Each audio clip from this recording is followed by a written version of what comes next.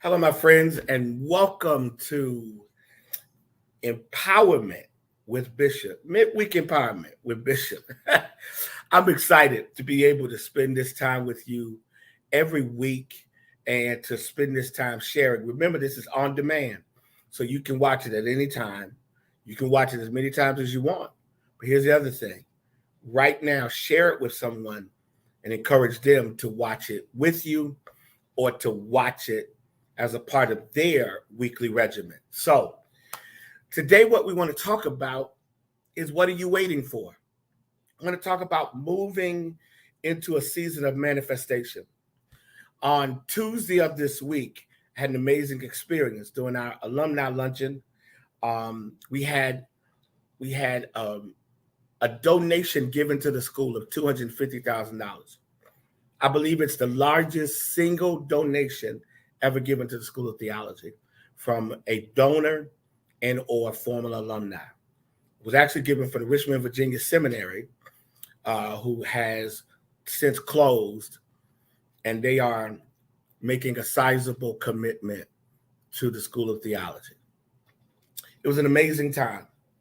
But Dr. A. Leakin James, a giant of a preacher and leader, made a statement to me on the stage. He said, "Dean, God held up this check until you were in place. God did this because you were in place." Wins, timing, manifestation.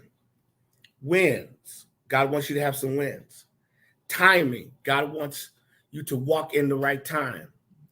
And manifestation. God wants there to be evidence that God's hand is on your life. One of the most amazing things then that happens is that when you finally enter alignment of time, there is manifestation, which produces a win. The alignment of time with manifestation that produces a win. Genesis chapter 12, verses 1 through 3. Genesis 12, 1 through 3. This is what it says. Then the Lord said to Abram, "Leave your country, your kindred, your father's household, and go to a land I'm going to show you." Leave and go. Leave right now. Get up, start the process, and go towards the purpose of God. Go towards the will of God. Go towards the plan of God. Get up right now and go after what God has for you. Leave and go. Now, why is this important? Because at some point in your life, you have to pursue the things that God has ordained for you to pursue and to walk fully and completely in the things that God has ordained for you to walk in. The timing of God then is huge when it comes to the manifestation of what God has for you, what God wants you to walk in. Listen to what it says. Go by leaving towards, and I will make you a great nation. Go by leaving towards, which means some of you are in that season where God wants you to go by leaving towards. That means there has to be a disconnecting. In fact, the Hebrew word in this text almost suggests divorce. You have to break up with certain things so that you can pursue the things that God has for you, so that you can fulfill the things that God has called you to fulfill. Go by leaving forward. Go by leaving forward. Wow. Now, understand that waiting in the biblical record is not passivity. Waiting is not sitting around idly doing nothing. Waiting is patiently walking out the purpose of God. But once that waiting is done, it is time to move in the direction of God's purpose. While you're waiting, you are working. While you're waiting, you're preparing. But there comes a moment where the manifestation of God's promises is the season you have now entered. And I need everybody to get this, because the key to you not becoming stagnant is walking out that process until manifestation occurs. Because some people actually use waiting as an excuse, which now which causes to set in stagnation. So watch this. So what God wants you to do to move to the next dimension of your life, where you're walking in manifestation, where like Abram, you hear God said, leave by going forward. First thing to move into this posture of manifestation, where you begin to have wins, is that you must identify what has you in a holding pattern.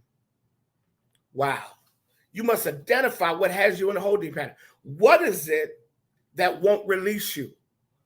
What are some of the challenges you're having? What are some of the struggles you're having? What are some of the things that has you in a holding pattern?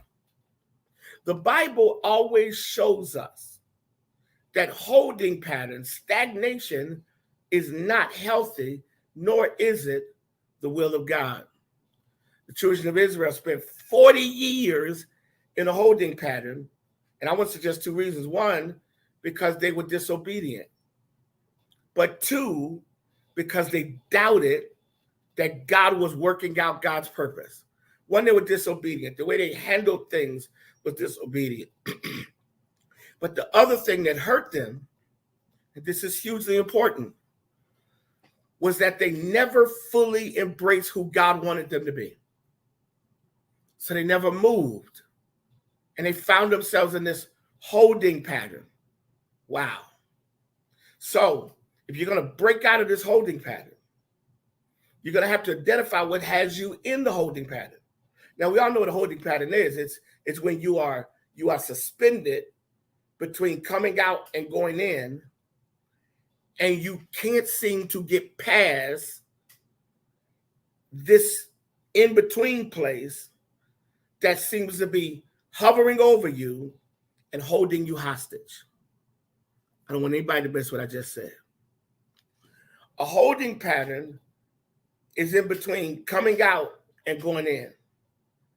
And you kind of suspended between these two realities. You come out of something, you were once headed to something, and now you're in neutral. Now you're in neutral. Oh, God. Now you're in neutral. And God wants you out of neutral. God doesn't want you in reverse. God wants you in drive. Let's hit this very importantly. How do you do this? One, in identifying it, you also begin to pray against the hold that it has on your mind. And then you begin to feed yourself differently so that you can be inspired to move forward. Okay, the holding pattern is only broken because you enter into a season of warfare, but then you feed your mind and your spirit so that life and energy is replenished to move forward. So how do you feed yourself? By what you read, by who you listen to, by what you focus on, by what you're willing to release, and by what you're willing to reflect on. Let me say it again. You feed yourself so that you can come out this holding pattern by what you read, who you listen to, what you're focused on, what you're willing to release, and what are you reflecting on. So let's go a little deeper. The other thing is that you have to re-engage what Simon Sinek calls just cause. Simon Sinek, the famed motivational speaker and whatever, he wears a lot of different hats, define a just cause as a specific vision of a future state that does not yet exist. A future state so appealing that people are willing to make sacrifices in order to help advance towards the vision. Just cause is what you want life to look like that may not be presently manifested. And what is your commitment to do what's necessary to produce the vision that God is showing you? It's called process. And so God wants me to encourage you to engage or re-engage in what produces in your life the just cause. Because the just cause is the key to you moving in different space. Okay, here's the next thing. Commit to be uncomfortable until you engage in strategic actions. Commit to be uncomfortable until you engage in strategic actions. That means that you have to engage in something that Pamela Nicodem has declared. It's called uncomfortable action. Uncomfortable action means getting up and out of your comfort zone and deciding to make changes. Oh my God, this is so important. Getting up out of your comfort zone and deciding to make changes. Saying to yourself, I'm not going to stay here. I'm not going to tolerate this. I'm better than this. I'm stronger than this. I'm wiser than this. And so here's what I'm going to do. I'm going to press forward even in uncomfortable conditions. Now I got to make some uncomfortable actions. I got to try some different things. I got to engage my life differently. Why? Because I cannot mismanage my just cause, my personal vision statement, my assignment in the earth. How do you do this? One, you have to finally say enough is enough. You have to finally say enough is enough. You got to come to the end so the beginning can start. You got to come to the end so God can now give you a fresh start and you can begin to actively pursue the next thing that God has for you. Manifestation results from saying enough is enough. Blind Bartimaeus said enough is enough, and he cried out to Jesus, and Jesus healed him.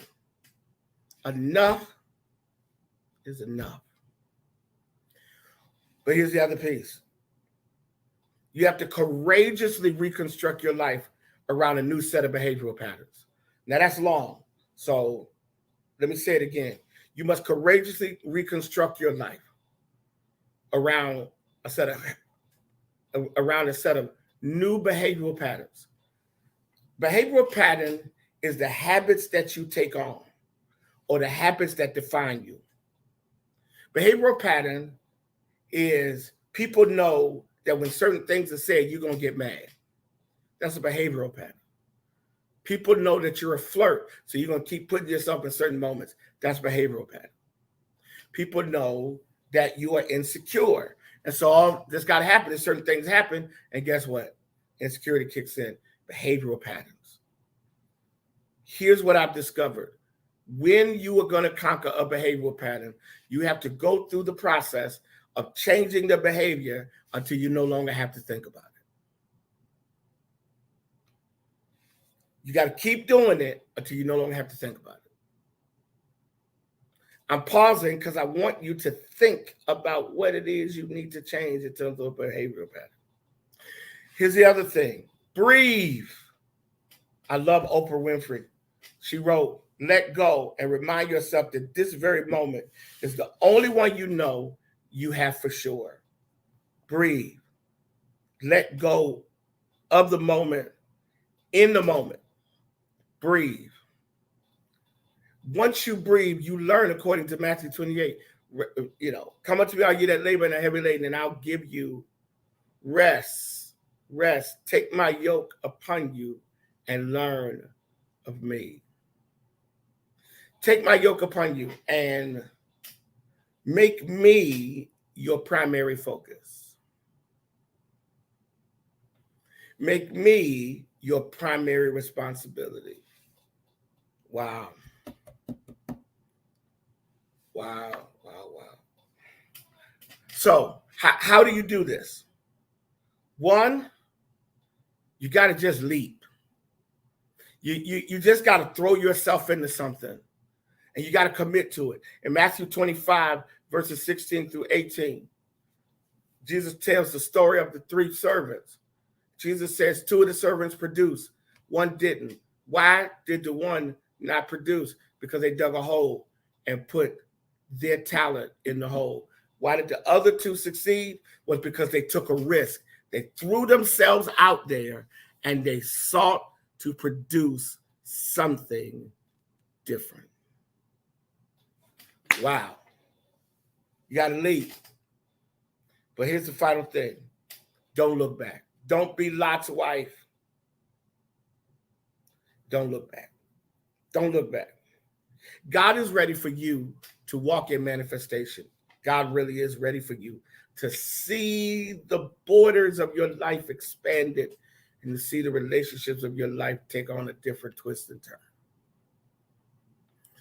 So I want to encourage you this week, pay attention to the subtleties that are assigned to your dream and watch how God will bless you. Thank you all so much. I love you guys. Continue to share with others. And remember, only about 15 to 25 minutes will I speak because this is a great time for us to study the word together.